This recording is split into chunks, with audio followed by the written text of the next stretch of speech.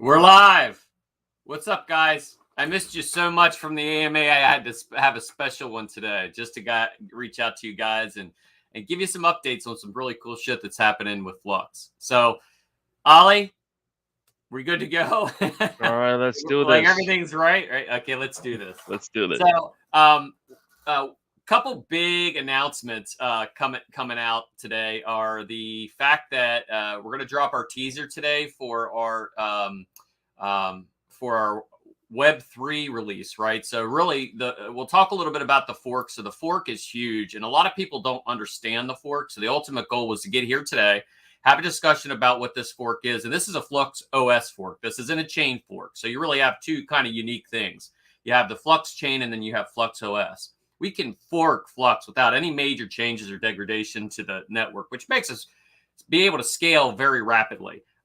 So this fork itself is going to be the Flux OS fork. And what this brings is UDP support. We're going to work on Compose. You'll have multiple containers. And why is that important? It sounds like a bunch of stuff. Well, that stuff is unbelievably important and puts us to rival other platforms such as AWS, Microsoft, you name it. We'll be able to scale very quickly, right? So we open ourselves up to new business partners who, from the crypto space or from the tech space, wherever, we can do pretty much anything you need. This also gives way to the 30 and 30, which is exciting because the 30 and 30 is going to get a lot more attention, I believe, than our 20 and 20. And we got a lot of attention with the 20 and 20. The 30 and 30 is going to focus directly on high-end dApps that are really good use cases. So you're going to have games, you're going to have productivity suites. You're going to see a social media platform start to develop there. You're going to see our help desk. We're getting ready to launch our help desk, the Flux and Zelcore help desk. It will be ran directly on Flux. We got to put our money where our mouth is. We'll develop the things that work for us, and then we'll make sure that they work out there. So, Ollie, if you want to go ahead, what we can do is go ahead and run that teaser, which I am super happy. I actually told Dim, who is one of the guys that works with us to help create these things, that I think this is probably one of my favorites yet. So, Ollie, let's run that teaser and let's let the community see it for the first time. All right, let's do this.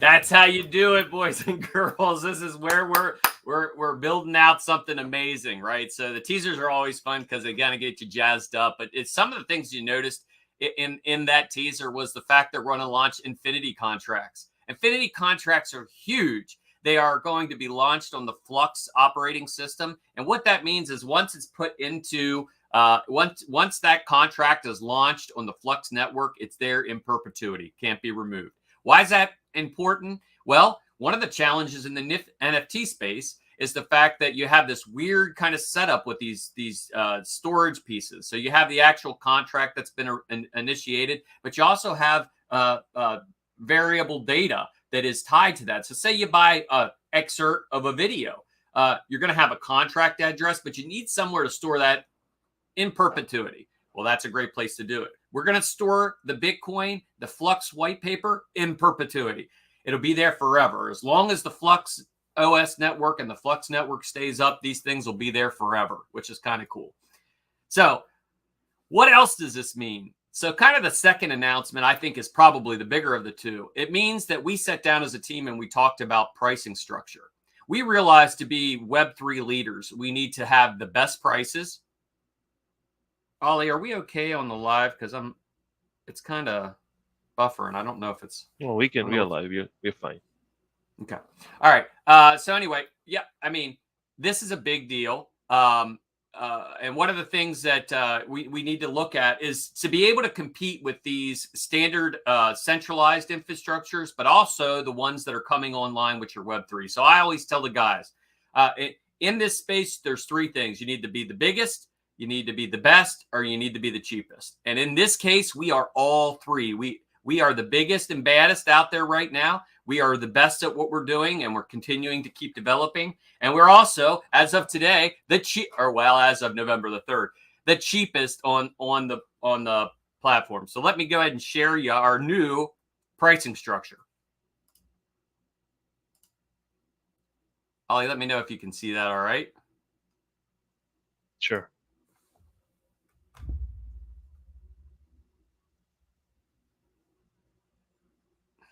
Just want to check this and make sure we're still live because something's weird here. Can you see us live? Yeah. Okay. So as long as you're good with it, I'm good with it. All right, guys, this is it. This is the new pricing structure, and this model just came out today. You're going to start seeing a lot of traction, a lot of attention specifically around this. Our goal is to basically incentivize people to develop on this platform, and that means we are going to bear the costs of people bringing new structure on. So in a price comparison here, you got about 144 for Microsoft, 104 for Google, 98 for Amazon, 27 for Akash, 18 pounds for, I don't know what that converts over to quickly on the top of my head, but it's probably a bit more. We probably should have done it all in USD. About like $23. $23. Okay, yeah. So we're still, so they're pretty close. But the big asterisk is this: Flux is free, $0. How do we do that?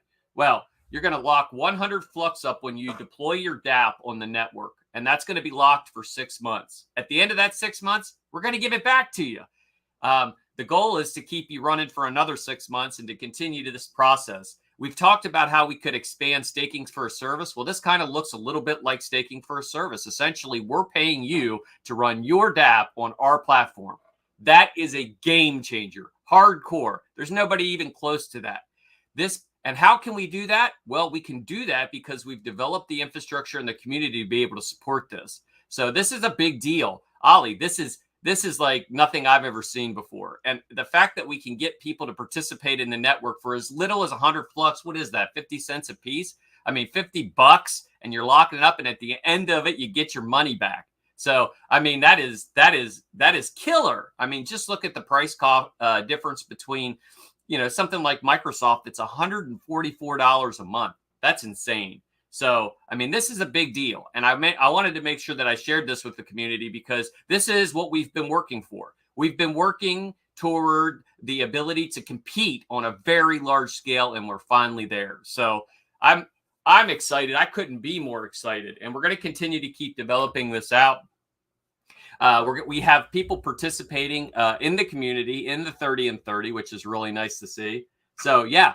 I mean, overall, we're super pumped about this whole thing. And I wanted to make sure I shared it with the community well before, because you're going to see it start to circulate within the next day or two online. And you're going to see us start to really kind of, I hate to say it, we're going to go after some of these platforms in terms of attention, because it's legitimate. Like, we're there. We're ready. I've told this whole community for a very long time, when Flux is ready, it's go time, and we're there. So, I'm super excited about that. If we have any questions about these two specific things, the release of the Flux OS fork and the new pricing structure that's going to be released on the 3rd, drop them in the comments, and we'll grab a couple questions here real quick.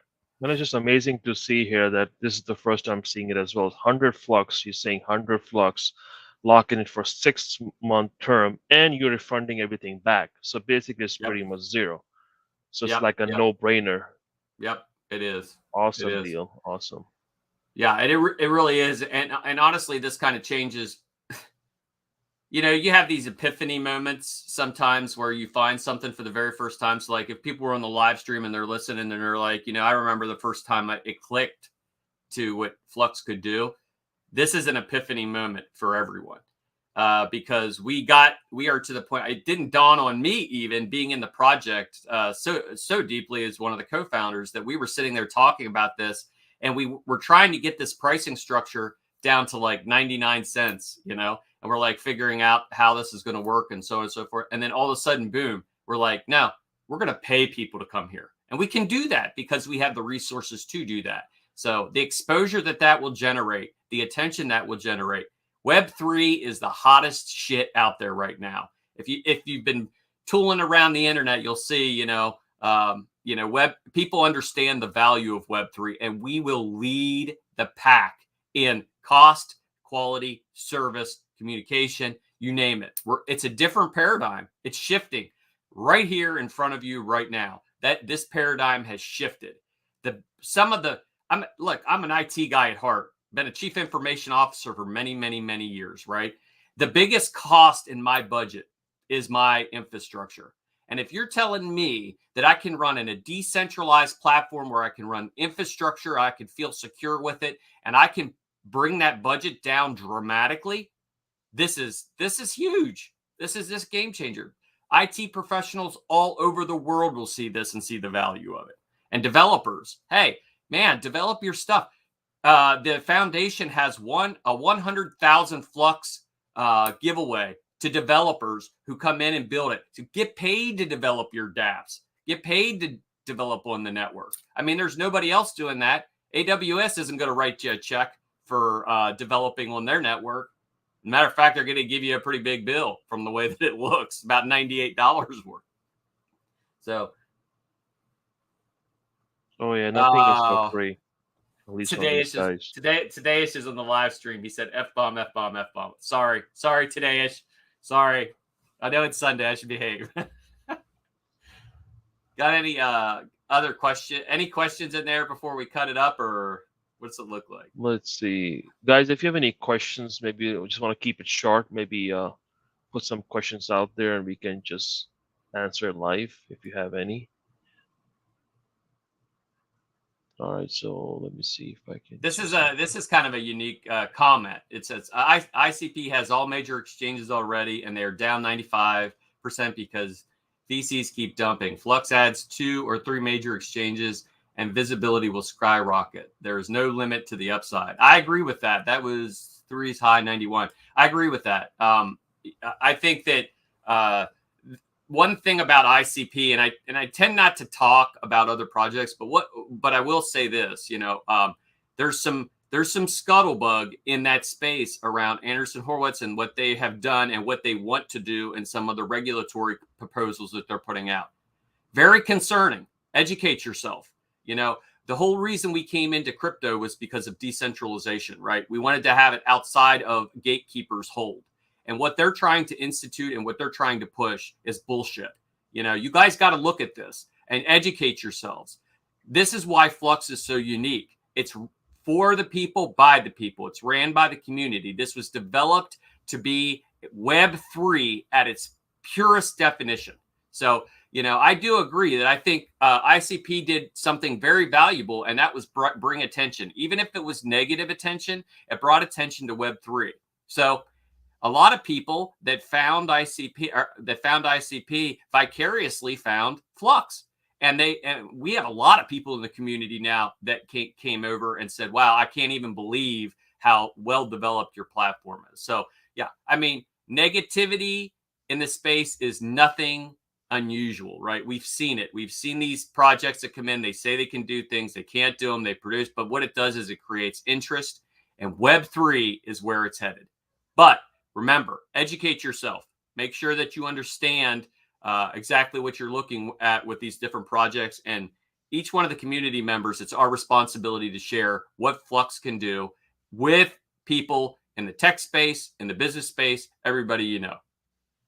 So I see one question that's talking about the pricing for the Flux, and I think I saw a couple of the comments. I'm just going to put one out there and we can talk a little bit about it. So this question is, it's all good, it looks pretty good, everything, but what happens if or when Flux hits $50 or more, or basically goes up in price? What's the Yeah. impact would be? But that would be a great problem to have. But we have already started putting pieces in play to make sure that we continue to develop the infrastructure. It's like a lot of people say, hey, you can buy part of a Bitcoin. You can buy 0.00001 Satoshis, right? Well, it works the same way for Flux. So, I mean, the early adopters, the people that build the infrastructure, they're obviously just like every other one of these, and just like a stock or a bond or anything like that. You get it, well, not necessarily a bond, but definitely stocks. You get in early enough, right? And if you would have bought Amazon at $15 a share, you'd be pretty damn good right now. So, from a technological standpoint, so from a price standpoint, yeah, bring it. I mean, I'm a firm believer that we could see, in the right set of circumstances, this is AWS in the early years, right? So we are that, but in a decentralized manner. Is the price of Flux going to go up? Yeah, I would imagine so. That it is a byproduct though of the technology that we have created. So the technology is paramount, because we've already started to lay pieces in place to scale this network. The good news about how a Flux and the popularity that it's going to bring is that we can scale pretty much instantaneously. I wouldn't say instantaneously, but definitely within reason, right? We can do node halvenings, which basically reduces collateral. We could do that in perpetuity to get more nodes. We can do new node structures. You know what I mean? Maybe instead of 3 nodes, we have 4 nodes, or maybe those 3 nodes become specialty nodes where your high tier does computational resources, your low tier does storage, and your mid tier does transaction validation and adapt deployment. These are all things that we've already started to lay out the framework on how that's going to scale. So I hope that answers your question. And I would say, if it goes to $50, I'd be super happy for all the people that were smart enough and saw the value in this project in 2018 when we started to tell them what we're going to do. So good comment. Another one is, can we have Terraform to facilitate migration from other cloud to Flux? The cool thing about, I don't know much about Terraform, to be honest with you. I don't know what their infrastructure requirements are. I think that's just Terra, right? But I will say this: it doesn't matter if you've Dockerized your application. Doesn't matter what language you code in. Doesn't matter what how you've developed it, what platforms it runs on. Does it run on a centralized platform now? None of that matters. Get it to a Docker, deploy it on Flux. Simple as that. All right, so next one is, does my app stay in the network when I get back my 100 Flux after 6 months, or should I keep Flux locked for as long as my app is running? Well, first of all, that picture on YouTube that you got there, buddy, that you get an A+ for that one. So you would get back, I believe the way that it works, and I will tell you, Trunk's in the comments right now, so he's the mad wizard behind the majority of this stuff. But I would say each month you would have to re-register your application. So we would give that back each time, so that you could continue to keep doing that. But for a 6-month period, essentially what you're doing is you're locking up or committing 100 Flux to that particular application. Okay, next one is, will it be possible soon to spin up simple FTP servers or web servers? I believe you can do it now. We run our web server. We run our website on Flux today. We have a failover that does utilize a centralized server as well, just in case. We've never used it. But Flux is, it's running there today. So we tend to do things or try to break things on our own stuff so we don't have other people break things. So, it's always good to have backups for us. But yeah, I mean, you can absolutely start to launch those things today. And Flux Share, which is essentially Dropbox that's on Flux, that's active today. I can share files with anyone right out of Flux Share. So that's right in our OS site. You can go check that out as well. So And that was one of the questions was brought up in the Telegram as well recently.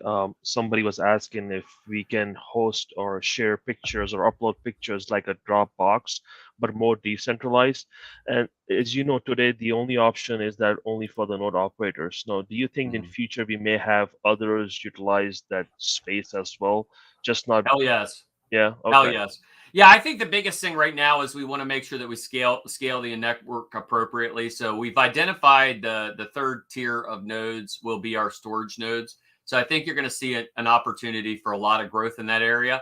And I think eventually you're not going to need Dropbox. You're going to run a Flux node, and that's going to cover you. And I think the ability to expand that beyond with things like IPFS and things like that. I think you're going to see that really, really, really grow as you go. But you can use it now. I mean, Trunk shares files with us all the time, right over Flux. It's pretty amazing. All right. So next question is, so you guys claim cheaper service, but companies you're comparing yourself guys are giants. How will you ensure sustainability on the same level or a better service? Well, you are who you say you are, and we say we can compete, and we until we're proven differently. I mean, is it going to be a seamless process? No, it's going to have. We're going to have hiccups along the way. We're going to have challenges. We're going to have to scale. These guys are juggernauts, right? But there is another solution. And that is, if you look back at when the first Bitcoin was minted and Satoshi Nakamoto created it, there was very little value at that particular point in time because it had to get traction. As a matter of fact, I don't know if you guys know or not, but AWS was a byproduct of Amazon. They had to run all their infrastructure. It wasn't something they had something that they did internally, and then one day they say, hey, maybe we can sell these services outward, create this cloud infrastructure, and then AWS was born, and it's one of their biggest revenue generators in that model. So, I would say this: when we're not comparing ourselves, because I don't think we are AWS in the sense that AWS is a different product, right? It's a centralized, scalable project for businesses. We are a decentralized, scalable project for businesses. And I've said it before, and I'll say it again. The holy grail is for them to work together, that interoperability. So for whether you're using centralized or whether you're using decentralized, or maybe you have an autonomous organization that you want to run, you're going to pick us. It just gives people more opportunities and more chances. So we're going to grow. We're going to have growing pains like everyone else, but the foundation is solid and we're ready to roll. All right. So next one is, how sustainable is this pricing model? Would you need to increase the price of the service long term, or can it be funded just from the token inflation? Well, that is the unique situation that Flux has been put in. There really isn't anything like this, right? When you sit and you think about it, because our infrastructure is provided by our community, and as the community continues to grow, the infrastructure continues to grow, and because you're rewarding these decentralized systems administrators, you're giving them the opportunity to participate in the network and make revenue via Flux. There's nothing else out there like that. And I will tell you, you'll probably see other people try to move to kind of this business model. But the problem is they have a developer's dilemma, right? They've created a product that's a fairly robust product, and if they disturb it, it will disturb their economic model. We don't have that problem, right? Our value is to create and grow the network so that it continues to propagate and increase the value of Flux, which then increases the value for each one of those node operators. So I believe it's very sustainable. I think it's going to be if we're sitting here a year from now, it's going to look a lot different. I think it's going to be, you're going to see a lot more nodes. I think you're going to see a lot more business integrations. I think you're going to see a lot more partners coming on board. I mean, I called this week, the guys were working on putting some stuff together, and they called it partner week this week, because we've been talking with so many people on different levels just to, kind of get input on what they would need to run on the infrastructure. And I have yet to hear one that we can't do. So yeah, I think the model is good. And I think because Flux is a deflationary model, in the sense that the value goes up as the network demand grows. Therefore, the demand will drive more individuals to the network. All right. So next question is my data encrypted on Flux? Can I run an app with patient privacy data on it? Well, you're asking about EMR, and every single person in this community knows that my actual pet project, or the thing that I want to see the most on Flux, is electronic medical records, right? So I want to be able to possess my electronic medical records, make them portable, move them from spot to spot. So the answer to your question is we are working on hardened Dockers and encrypted Dockers to ensure that that is absolutely 100% a target. And we actually, if you've been around long enough to know, we have a white paper floating around out there called Paradigm. Paradigm was the electronic medical record piece that we put together that would run directly on Flux and tie back to Zelcore. So, users would be able to share their data with a hospital. So Dan got sick and he's in Florida visiting, and he goes to that hospital. He can immediately give a public key or to access his records. And then when I leave, I can retract that and take my records with me, anything that they've input. So yeah, it's the options are endless. The business cases are endless. If you're looking to develop an autonomous organization or something like EMR or something like supply chain management, or even, file sharing services or whatever it is, I don't know, but you can do it on Flux, and that's pretty amazing. All right. So next question is, thank you for your reply, folks. For empowering Flux, how inclusive will be users? How far do you wish us to support somehow whole system? I don't know if I understand that. Thank you for empowering Flux. How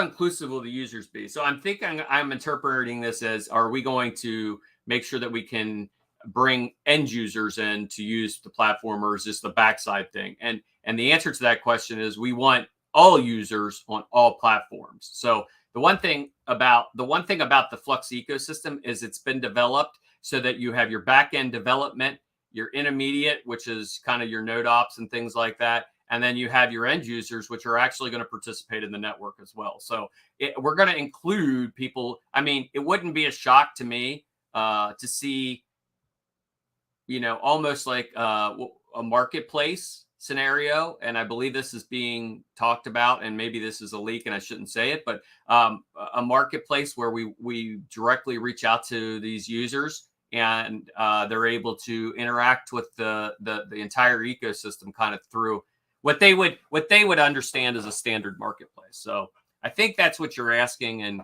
yeah, we're really targeting a broad audience. All right, so let's take this last question right here. Okay. So I think, not this one. Not bad. Okay, will container data stay persistent after 6 months, or when it get removed and say respawn if it does get removed? If you renew your application every month, you can go for in perpetuity. I mean, we're not, you're going to have the option at the end of 6 months to pick it back up or and continue on. And I don't see a reason why you wouldn't. The ultimate goal is to keep people on the network and developing on the network. So yeah, I don't see any limitations with that. So I think that's about it. I don't see anything else. Everybody, thanks for jumping on today and taking the time out of the day. I really do appreciate it.